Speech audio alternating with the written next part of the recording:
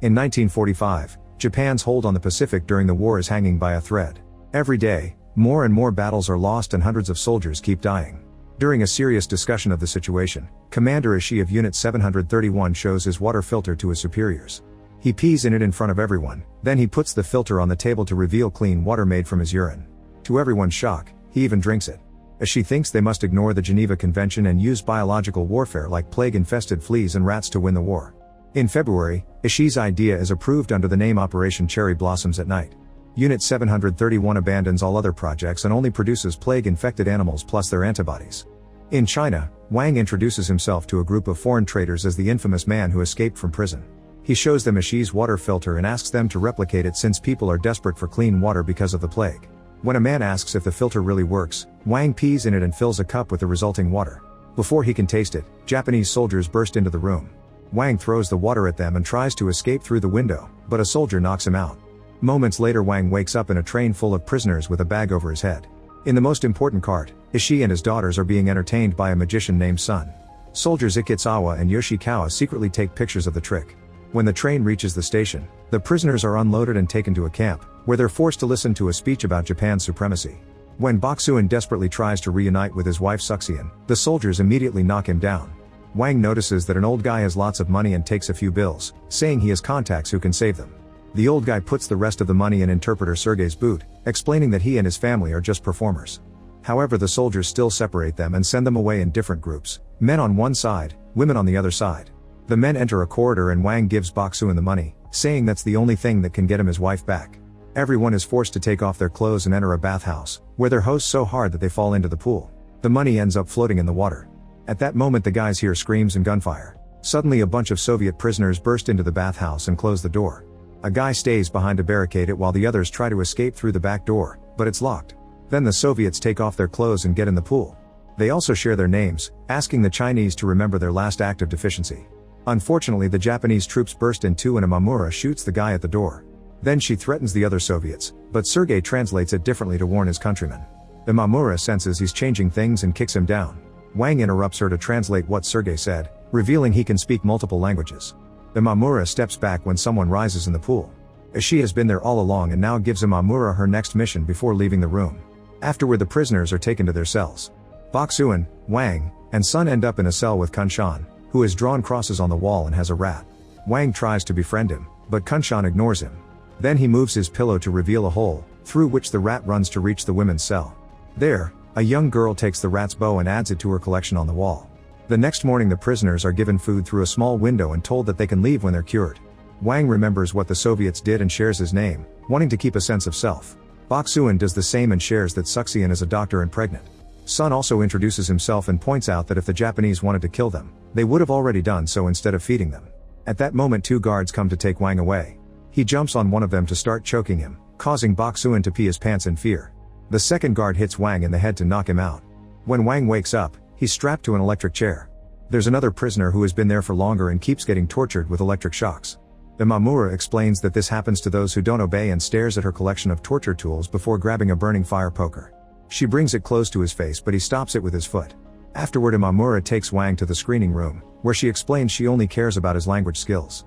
Wang is allowed to smoke a cigar as a video of Sergei leaving the camp with his family plays on the big screen. Imamura announces that Wang is now Sergei's replacement. The next morning, Wang starts his new duties. He must walk down the corridors and deliver the meals to the other prisoners while repeating Japan's promise to let them leave if they get cured.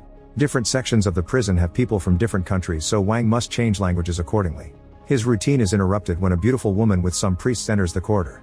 They play music as part of a ceremony that Imamura uses to tell certain prisoners that they're free to go. When a Soviet man tries to take an apple from the cart, Wang stops him, and the man tells him his Russian was awful. Outside, the troops train by poking straw targets. Imamura approaches Yoshikawa and Ikitsawa to give them the marbles from Sun's trick. When a boss sees them with an apple, he immediately takes it away and calls all the troops to remind them that the apples mustn't be eaten because they're full of bacteria. Yoshikawa and Ikitsawa keep chatting, so the boss slaps them to shut them up. Sometime later, while Wang is cleaning a corridor, he sees a bunch of scientists arrive. They take blood samples from all the prisoners and give them apples in return. The whole process is recorded. The samples are then hung on the lab ceiling. When Wang continues his deliveries, some prisoners call him a traitor. The next time he sees the ceremonial group guide the cured prisoners out, Wang begs Imamura to let him go too. Imamura says he can only leave when they get him a replacement. One afternoon after a soldier leaves, the door isn't closed properly, so Wang takes the chance to leave the cell area. He finds a room with a filming set where the Japanese soldiers are recording more propaganda. While Wang keeps looking around, Yoshikawa and Ikezawa decide to play a movie on the big screen. The video reveals that Sergei and his family were locked in a gas chamber and killed slowly. As he hears the Japanese laughing, Wang realizes he'll never be free. In the bathroom, he puts on Sergei's boots and finds the old man's cash. He decides to hide it in a book, but when he opens it, he finds Kunshan's marks, which match the ones on the wall. It's a map of the compound, located in the middle of nowhere. Later the prisoners are taken to the screening room and given Japanese flags. Wang tries to ask Kunshan about the book, but Kunshan changes seats to ignore him. The soldiers play a propaganda film that talks about how great Japan is, so a prisoner stands up and repeats the chant from the film while waving the flags. Wang realizes this guy wants to be on their captor's good side, so he starts doing the same. Soon all the prisoners join them, and a man uses the chaos to hit Wang several times for being a traitor.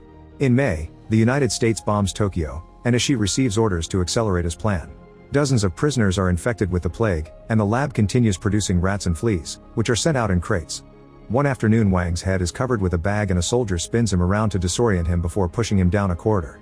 They take the elevator to the lower floor and Wang tries to see any clues about the location through the bag's thin fabric. Eventually they make it to the yard, where a new group of prisoners is waiting. Wang translates the instructions to send them to their respective bathrooms. Sometime later, Wang waits until he's alone in the corridor and starts spinning. He's memorized the number of spins and the direction the soldier took him to, which allows him to find the elevator again. A soldier almost catches him red-handed, but Wang pretends to be cleaning. He carefully moves to clean the elevator too, and once the soldier is distracted, Wang closes the door and goes down. On the lower floor, a bunch of scientists enter the elevator and unfortunately make it go up again. Wang pretends to be cleaning and tries to leave with his cart, but Imamura is waiting for him. Wang is taken to the torture chamber, where a woman is getting the skin of her arms flayed. When Wang tries to close his eyes, a soldier keeps them open to force him to watch. Next, they freeze a man's arms and destroy them with a hammer. Other prisoners are tied to crosses inside the freezing cell. A soldier records everything while another makes drawings to document the whole research. Imamura tells Wang that he wasn't supposed to see this, but he's betrayed her trust. If he does it again, he'll become a test subject too. Later in the cell, a guard informs Sun that he's free. A very upset Wang gives Sun some apples and watches him leave with the other prisoners, staying silent because he knows they'll die. However, when the prisoners are about to cross the front door, Ikezawa and Yoshikawa agree that they want Sun to stay and teach them his trick. Sun is soon sent back to his cell and Wang smiles for the first time since they arrived. However, his mood drops again when he notices that the soldiers replace Sun with the old man. One afternoon the prisoners are taken outside for exercise and a Soviet girl begins to sing an anti-fascist song. When someone kicks a ball too high, a hidden gun immediately shoots it down, and everyone falls on their knees in fear. Wang accidentally drops the book but quickly hides it in his clothes again. Kunshan notices this and finally admits he's planning an escape. He shares the details so they can work together. That night Wang pretends to read the book and laughs pretty hard at every page. Ikezawa soon arrives to confiscate the book, but when he turns the pages, he discovers Kunshan's hidden map. Suddenly Wang hits him with the water filter and proceeds to choke him to death. Then Wang takes Ikezawa's hazmat suit and hides the body in a stretcher, which he takes to the elevator. Yoshikawa is there waiting, but he doesn't suspect a thing and sends him to the crematorium. While keeping Kunshan's map in mind, Wang follows other soldiers with stretchers until he finds a room with hundreds of bodies in piles. A guy is in charge of chopping them while the others throw them into the fires. When Wang drops Ikezawa on the pile, he's startled by a survivor grabbing his leg.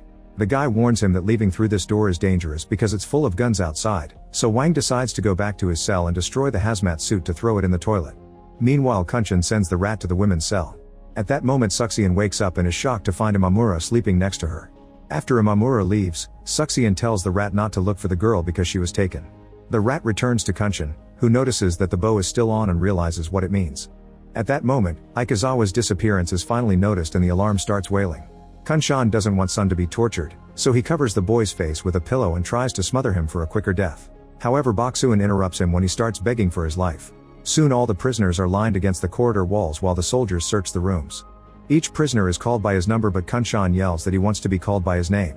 Imamura immediately begins to beat him up, yet Kunshan keeps talking about his identity. A furious Imamura decides to kill him with her sword. The prisoners freak out, however the soldiers stop them from rioting. The body is dragged away, leaving a blood trail on the floor.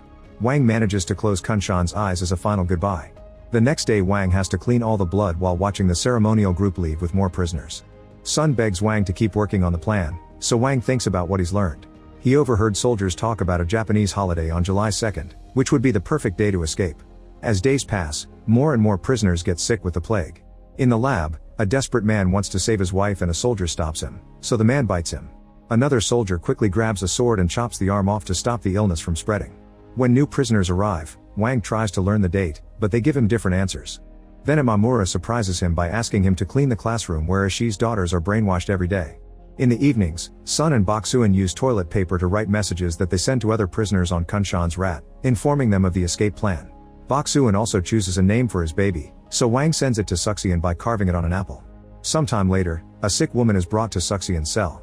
She and her cellmates immediately tear off their sleeves to cover their mouths.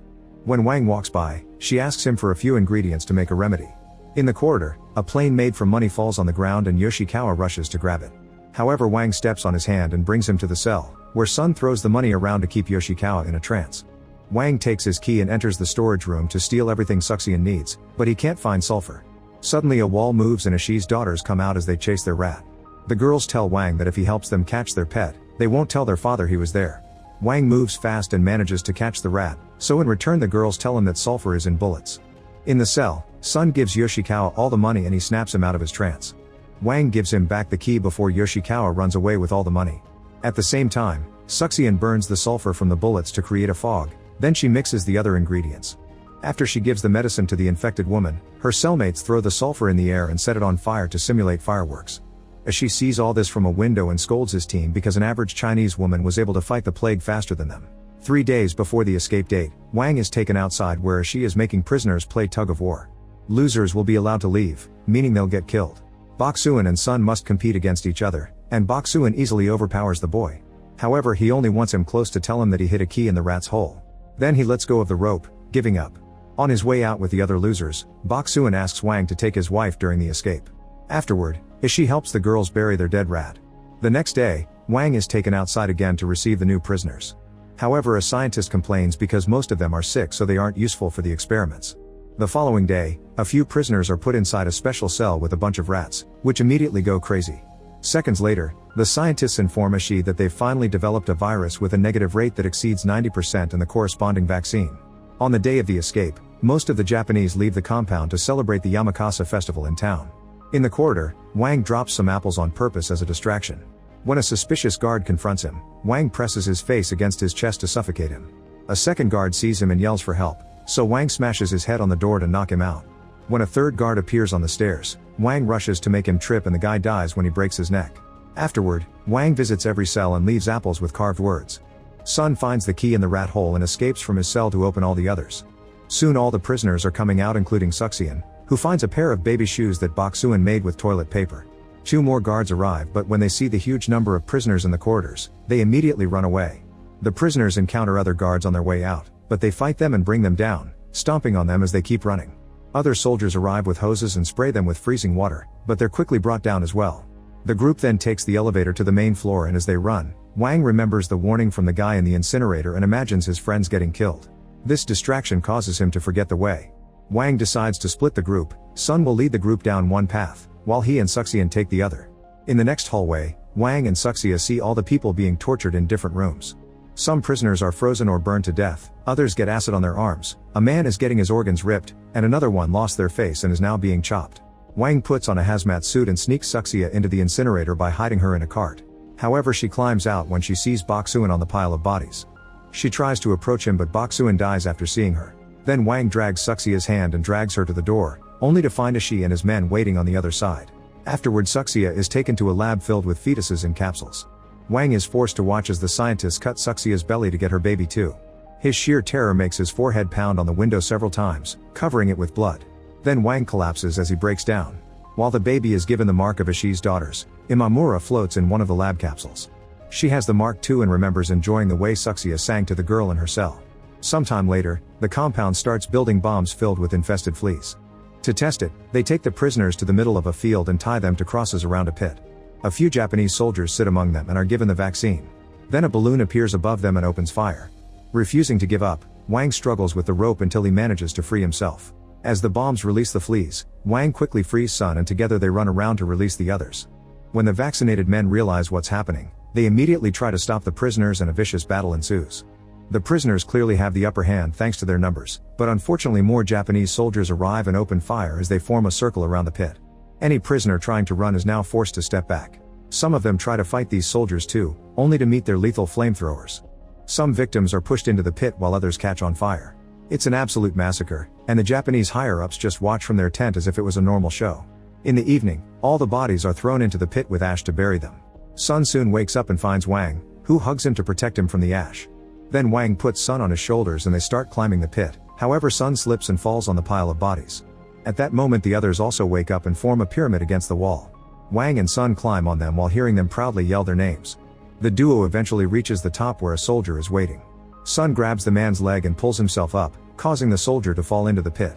As soon as Sun is finally out, another soldier shoots him, and Sun makes him trip so they both fall. At the same time Wang reaches the top and grabs Sun's hand, but the soldier is also pulling the boy's legs.